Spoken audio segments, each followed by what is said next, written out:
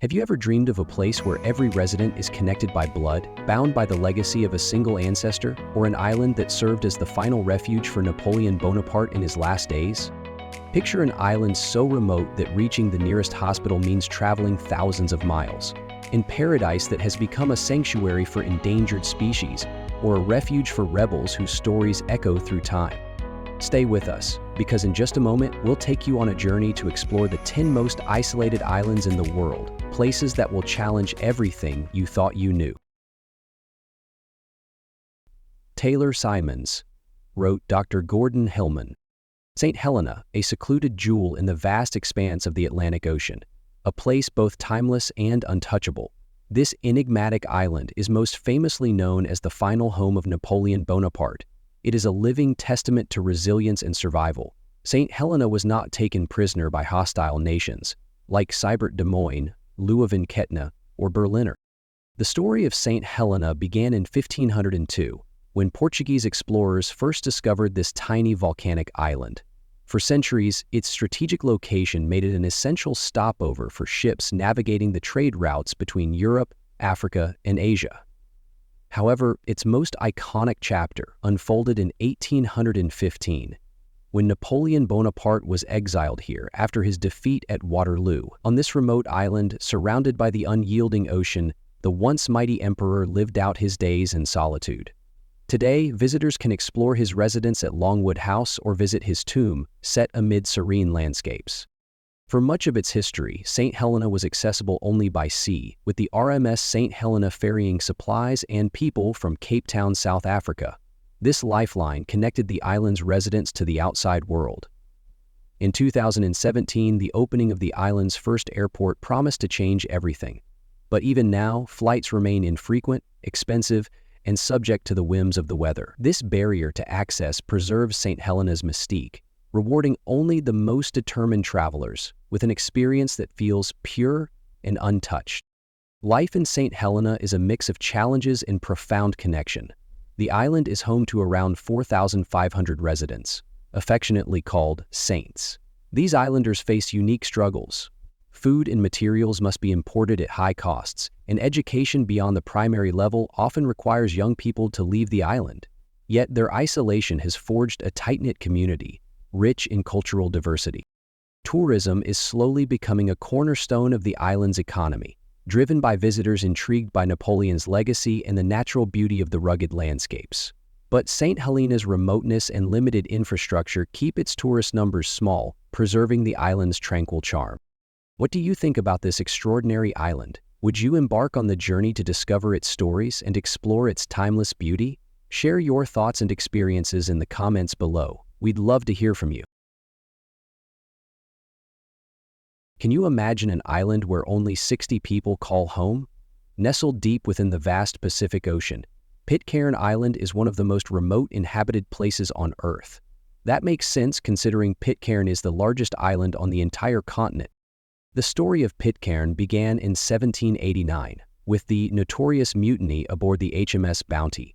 After overthrowing Captain William Bligh, mutineer Fletcher Christian and his comrades sought refuge far from British law. Alongside Polynesians from Tahiti, they established a new community on this isolated island. Here, a unique culture blossomed, one that fused Polynesian traditions with 18th-century English influences. The islanders speak Pitcairn, a fascinating mix of Old English and Polynesian languages. This lyrical dialect, along with their traditional crafts, forms the backbone of Pitcairn's culture. As you explore its only village, you'll notice the artistry passed down through generations. Islanders carve intricate wooden sculptures and weave detailed baskets, each creation a testament to their heritage. These crafts aren't merely keepsakes. They're living fragments of Pitcairn's rich history, shaped by the hands of its resilient people. However, life on Pitcairn comes with its challenges. With no airport and only occasional ships connecting it to the outside world, reaching the island is an adventure in itself. Boats must navigate unpredictable weather and rough seas, meaning supplies and communication are limited. This isolation fosters a tightly knit community, but also poses significant hardships. Hibernation and the loss of exposure to Arabs are elements of a curriculum made for making a temporary Many young residents leave Pitcairn in pursuit of education or better opportunities, often not returning. The island's population, just 60 individuals, faces an uncertain future. Without enough young people to sustain its traditions, the community risks fading into history. Basic necessities on Pitcairn must be planned meticulously. Supplies are ordered months in advance, and healthcare requires traveling to New Zealand or Tahiti, a journey fraught with logistical challenges. Yet, this very isolation gives the island its charm, a place so untouched by modernity that it feels like stepping into another era. One such resident, Jackie Christian, a direct descendant of Fletcher Christian, works tirelessly to preserve Pitcairn's cultural heritage. She recalls sitting with her grandmother, learning to weave traditional baskets while listening to tales of the mutiny. To Jackie, these crafts are more than hobbies. They're a way to keep the island's legacy alive in a rapidly changing world. Would you embark on the journey to this remote island, where every face is familiar and every story rooted in legend? Let us know your thoughts in the comments below. And before we continue to uncover more incredible isolated islands, take a moment to subscribe to our channel and turn on notifications. You won't want to miss what's next. Palmerston Island is unlike anywhere else on Earth. With just over 60 residents, this remote paradise is more than a small community. It is a family. All but a few of its inhabitants can trace their ancestry directly to one man, William Masters, who settled here in the mid-19th century. Life on Palmerston revolves around simplicity and ingenuity. With no stores, banks, or markets, the residents rely on their resourcefulness to meet their everyday needs. Fishing is not just a way of life, but a cornerstone of their survival, providing sustenance and income. Rainwater, carefully harvested and stored, serves as their sole source of fresh water. Electricity, powered by diesel generators, is a rare luxury, available for only a few hours each day. Healthcare is one of the island's greatest difficulties. The nearest medical facilities are in Rarotonga, more than 300 miles away. Reaching this hub in the Cook Islands involves a long, uncertain journey across the ocean, often taking days depending on the sea's temperament. Yet, in the face of these hardships, life on Palmerston thrives in its own rhythm. Women are the backbone of this close-knit society, ensuring the well-being of their families and managing resources with care. Their unwavering dedication helps sustain life on the island, weaving a legacy of strength and continuity. Palmerston Island is more than a home. It is a living testament to the enduring power of family. William Masters, the island's patriarch, fathered many children with his Polynesian wives, and their descendants have built a community united by shared history and an unbreakable bond. The relationship between the islanders and the surrounding natural world is just as profound. The coral reefs encircling Palmerston are a source of awe and survival. Islanders depend on the ocean for their livelihood and have developed a deep respect for its rhythms. Would you journey to this unique island, where every face is familiar and nature's beauty is both breathtaking and essential? Let us know your thoughts about this extraordinary place in the comments below. Tristan Duna is the very definition of isolation. With a population of just 250 people, this remote island sits in the heart of the Atlantic Ocean, thousands of miles from the nearest continent. What draws people to such a secluded place, and what keeps them here, bound by its wild beauty and their shared history? Life on Tristan Duna is not for the faint-hearted. Supplies arrive only a few times a year by ship, requiring months of patience and planning. The nearest hospital lies thousands of miles away, and even the most basic medical needs often involve navigating extraordinary hurdles. The island's winters are harsh, with relentless storms lashing its rocky shores. The winds can be so powerful that stepping outside becomes a test of endurance. Yet these same elements shape a rugged beauty that words alone can scarcely capture. For nature lovers, Tristan is a haven. Its waters shelter species that are endangered elsewhere, while its dramatic cliffs and lush, rolling landscapes provide a sanctuary for a wide variety of seabirds. The island's natural world is both fragile and extraordinary, but beneath this beauty lies a reminder of the island's fragility. Much of Oklahoma is also forced by the volcano's grip. Like the volcano, Oklahoma peaked during testing periods for Anglo-American forces. In the early 1961, an eruption forced all residents to evacuate to England, though they eventually returned to rebuild their lives, a force that continues to shape the island and its people. The story of Tristan Duna is one of resilience and unity. Originally settled in the early 19th century by fishermen, shipwreck survivors, and explorers, the island's community is still rooted in its past. Family names like Glass, Green, and Swain, passed down through generations, are a testament to the enduring spirit of those who first made this place their home. Women are the cornerstone of life on Tristan. Whether teaching the island's children, managing households, or preserving traditions, their contributions are invaluable. Their strength and creativity sustain the community through its many challenges. Mary Glass, a lifelong resident of Tristan, reflects on this balance of hardship and harmony. With her hands busy repairing a fishing net, she shares her thoughts. "Life here is tough, but it's ours. When the storms come, we pull together. When the sun shines, we rejoice. Everything we do as one." Over 200 miles off the coast of Yemen, in the depths of the Indian Ocean, lies an island that seems plucked from another world.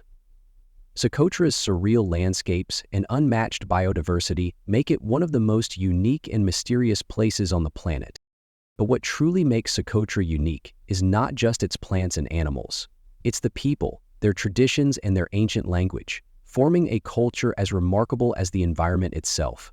This is a tale of survival, isolation, and harmony. Cotra's biodiversity is stunning.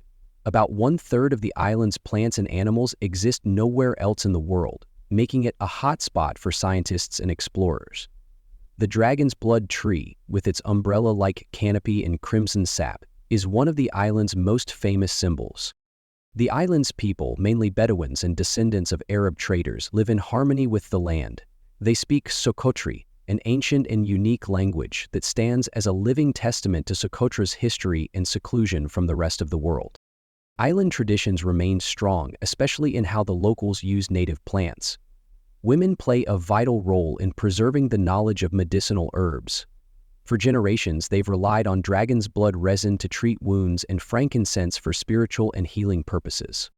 Cotra thrives on balance, a careful relationship between its people and nature. The islanders depend on local plants and animals for food, medicine, and shelter, but take only what they need to preserve their environment. Yet, this balance is increasingly under threat. Climate change and unchecked tourism risk damaging the fragile harmony that makes Cotra so special. Easter Island, or Rapa Nui as it's known to its people, is one of the most enigmatic places on Earth. Sitting over 2,000 miles from the nearest mainland, this small island in the Pacific is renowned for its moai statues, towering stone figures that guard the secrets of a lost civilization. The first Rapa Nui settlers arrived around 1200 AD, navigating vast stretches of open ocean using only the stars and ancient wayfinding techniques. Over the centuries, they sculpted nearly 900 moai, some towering over 30 feet and weighing up to 80 tons. Creating the moai, however, came at a heavy cost. The island's lush forests were cleared to transport the statues, leading to deforestation and ecological challenges. By the 18th century, the once thriving Rapa Nui civilization faced severe decline. Scattered across the island, many statues lie toppled, remnants of tribal discord in the 17th century, yet restoration efforts have given new life to these ancient symbols. Some moai, like those at the breathtaking site of Ahu Tongariki, have been re-erected, standing in a row against the endless expanse of the Pacific Ocean. This iconic site is both a testament to the island's resilience and a somber reminder of the delicate balance between humanity and nature. Despite the hardships of the past, the Rapa Nui people have preserved their culture, language, and traditions with pride. Their vibrant dances, songs, and unique crafts continue to tell the story of their ancestors, ensuring their legacy endures. Picture yourself on an untouched island where the only sounds are the whisper of palm leaves and the distant cries of seabirds. This is Caroline Island, part of the Line Islands in Kiribati, often celebrated as one of the last truly unspoiled wildlife sanctuaries in the world. Caroline Island showcases the boundless beauty and resilience of nature. Its sparkling lagoons, shimmering in shades of turquoise, are encircled by coral reefs brimming with marine life. The island plays a critical role as a nesting ground for numerous seabird species, including the graceful black noddies and white terns. According to the Kiribati government, over 10,000 seabirds nest here annually, a remarkable testament to the island's significance as a wildlife haven. The coral reefs around Caroline Island are among the most pristine in the Pacific Ocean, untouched by pollution or overfishing. These reefs are not only breathtaking but also vital to marine ecosystems worldwide, providing shelter to a vast array of species and serving as a cornerstone of oceanic health. Caroline Island's remote location is its greatest shield. Situated over 4,000 miles from the nearest major city, it remains untouched by permanent human settlement. With no residents, no infrastructure, and no tourism, its ecosystem thrives, as it has for centuries, undisturbed and vibrant. But isolation does not equate to immunity. The island faces a grave threat from rising sea levels caused by climate change. According to United Nations studies, low-lying islands like Caroline are at risk of being submerged within the next century if global temperatures continue to climb. Palawan, often called the last frontier of the Philippines, feels like a place lost in time. With its turquoise waters, pristine beaches, and dense tropical forests, it's a destination where nature is the star, frequently ranked among the most beautiful islands in the world. But Palawan is more than a paradise for nature lovers. It's a gateway to a simpler and more sustainable way of life. Its beaches, especially in El Nido and Coron, are world-famous for their crystal-clear waters, hidden lagoons, and powdery white sands. These breathtaking spots draw visitors from across the globe, offering moments of serenity and wonder. Like the waters, powder water itself occurs out in the Western and East Oceans. Photographs show an amazing number of wonders at Powder because the Earth itself is almost untouched by human pollution. Beyond their beauty, Palawan's beaches are vital ecosystems. The coral reefs surrounding the island are among the most biodiverse on the planet, home to over 600 species of fish. These reefs sustain local communities through ecotourism and sustainable fishing. According to the Philippine Department of Tourism, these beaches are key to conservation efforts, playing a central role in protecting Palawan's fragile ecosystems. Palawan is also a haven for wildlife. Its rainforests are alive with rare and endemic species, making it a paradise for nature enthusiasts. A highlight is the Puerto Princesa Subterranean River National Park, a UNESCO World Heritage Site. This underground river winds through an intricate limestone cave system, offering visitors an awe-inspiring look at nature's wonders. The island is home to unique animals like the Palawan peacock pheasant, the elusive Philippine pangolin, and the gentle dugong, or sea cow, which make it a hotspot for wildlife conservation and exploration. For the women of Palawan, nature is more than a beautiful backdrop. Many lead ecotourism projects, guiding visitors through mangroves or teaching about the uses of local plants in traditional practices. Their knowledge and dedication are essential to preserving the island's cultural and ecological heritage. Palawan also offers an appealing lifestyle for those seeking simplicity. With its fresh seafood, welcoming communities, and tranquil pace of life, the island has become a favorite not only for tourists, but also for retirees and expatriates looking to escape the stress of modern life.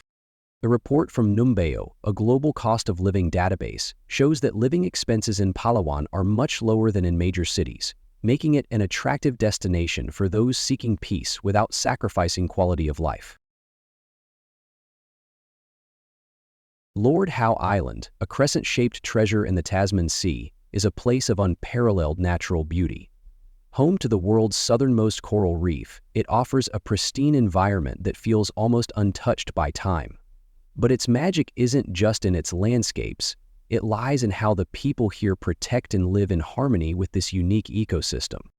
The coral reef encircling Lord Howe Island is a marvel of biodiversity, stretching over 6 kilometers of clear azure waters. It supports a stunning variety of life, with more than 500 fish species and 90 types of coral, according to the Great Barrier Reef Marine Park Authority. But this reef isn't just beautiful, it's vital. It acts as a natural barrier against storms, supports the island's fishing economy, and provides a nursery for marine life that feeds ecosystems far beyond its shores. Lord Howe Island has found a remarkable balance between tourism and conservation. By limiting the number of visitors to just 400 at any given time, the island preserves its natural beauty and avoids overwhelming its delicate environment. Such efforts have earned Lord Howe Island a place on the UNESCO World Heritage List, recognizing it as a site of outstanding ecological importance. Life on Lord Howe Island revolves around a deep respect for nature. Electricity is generated from renewable resources, waste is meticulously managed, and every effort is made to minimize human impact on the environment. The island's tight-knit community shares a strong bond, united by their dedication to protecting this extraordinary paradise. Hidden in the North Atlantic Ocean, between Madeira and the Canary Islands, lie the Savage Islands, or Ilhas Selvages. These tiny, uninhabited islands are among Europe's most remote territories. Protected as a strict nature reserve since the early 1970s, they offer a rare glimpse into a world untouched by time. The Savage Islands are a sanctuary for biodiversity. Declared a strict nature reserve by the Portuguese government, their primary purpose is to safeguard endangered seabirds and delicate ecosystems. One of their highlights is the vast colony of Cory shearwaters, with over 2,000 breeding pairs, one of the largest populations in the world. According to the Portuguese Institute for Nature Conservation and Forests, ICNF, these islands are vital for migratory birds, serving as a critical stopover and breeding ground for many endangered species. Their isolation from human activity has allowed rare plants to flourish, forming a fragile ecosystem rarely found elsewhere. The Savage Islands' greatest strength is their remoteness. Shielded from the exploitation that has harmed so many other natural habitats, they remain largely untouched. Strict regulations ensure access is limited to researchers, conservationists, and a small number of eco-tourists each year, minimizing human impact on these delicate ecosystems. However, this isolation comes with challenges. The islands are highly vulnerable to external threats like rising sea levels, invasive species, and illegal fishing. These dangers remind us of the delicate balance needed to protect such unique environments. The Savage Islands are more than a Portuguese treasure. They are a global symbol of conservation. Efforts to protect these islands benefit ecosystems far beyond their shores. By advocating for stricter international regulations on illegal fishing and supporting ecotourism initiatives, we can ensure the Savage Islands remain a sanctuary for generations to come. If you enjoyed today's video, please hit the like button and don't forget to subscribe to the channel. Your support means a lot to us. Click on the video that appears on your screen right now. I'm sure you'll love this content. Comment below about the next country you want to see featured on our channel. Thank you so much for watching, and see you in the next video. Thanks for joining us. Leave a comment, give it a like, and don't forget to subscribe for more interesting videos. See you in the next video.